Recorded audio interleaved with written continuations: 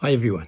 So I want to talk about magic and the way I think all of us are magicians without even knowing it. Some months ago I started a new website called the Society to Investigate the Unknown and Unknowable.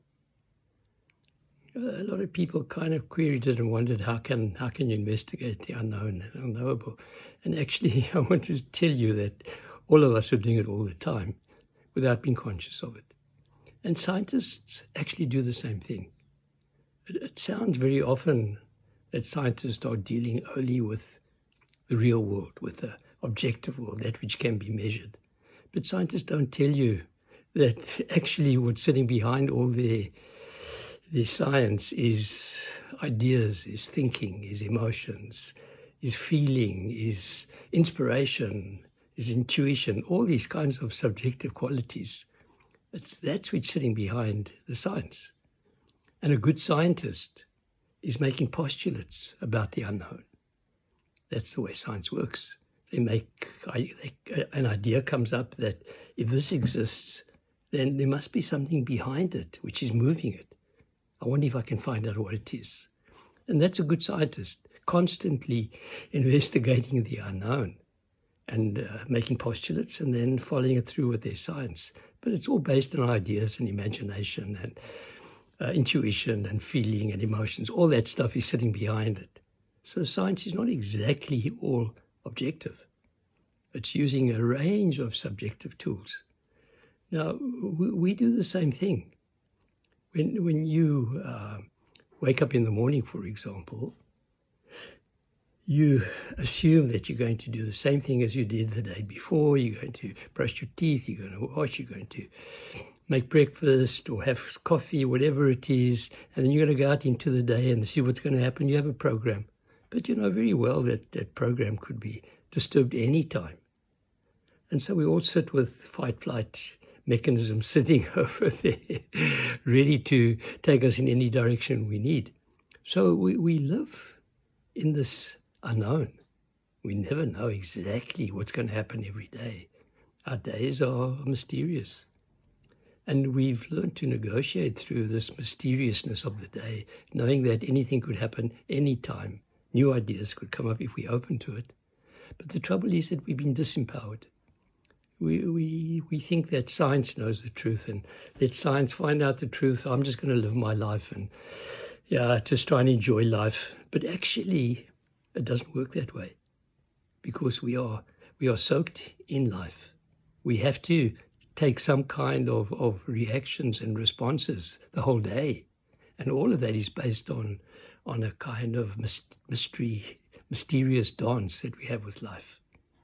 So we need to begin to take back our power and recognize that we are not just machines, just moving along and waiting for life to hit us.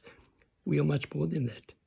So a question that I think I brought up once before here in these talks is ask yourself the question, am I inside my body or is my body inside me? Now that's a very, very profound question because the truth is that you might think you're inside your body, but nobody's proven it. And nobody's found this person inside the body. They found organs and livers and brain, and they make an assumption that constitutes you. But it's not necessarily true at all. It's an assumption. There's no science to it. So to say that I'm inside my body is not based on science. In fact, your experience is very different. When you walk around the day, you talk about good vibes and bad vibes. We're in contact with the world around us in very mysterious ways. I've written a paper on the power of prayer. That means that somebody praying for someone else at one end of the world can affect somebody at the other end of the world. So where do you begin and end? Clearly, if you can do that, you can't be inside this body. You must be able to travel, or you are outside the body. And then if you are outside the body, the question is, where are my boundaries? If I can pray for someone and can affect someone at the other end of the world, where are my boundaries? So we need to begin to what can I say, envision who we really are. There is this body, yeah, I get it. But we have other qualities. We have knowing, we have feeling, we have emotions, we have intuition. So there are a whole range of functionalities that some functionalities are invested inside the body, but there's functionalities that reach out of body space into outer space. And when you walk around or have a conversation with a friend, you can feel this energetic shifting and feeling and emotions that come up, and there's someone there or something there that is making decisions as well. Who's making the decisions with all this information that's going on? Is it just the brain? There's no evidence for that. The matter brain can make all these decisions based on all the information. Yeah, I get it that AI is very clever, but clever doesn't mean it's got wisdom. Clever doesn't mean that it can feel, that it can make decisions based on feeling and knowing. Those take us into different spaces where AI has got enormous information. It's got unlimited amount of information, much more information gathered, I guess, than even humans can have, and therefore can make decisions based on information. But it's not decisions based on knowing and feeling and these kinds of qualities, which intuition, which arises inside us. So we are much more than a body. We have all what I call a sensory template, which allows us to move into the world in a different kind of way. So we need to become aware. I mean, awareness is another tool. Awareness is aware of what's going on around us in a certain kind of way, and can make decisions based on all this information that's out there.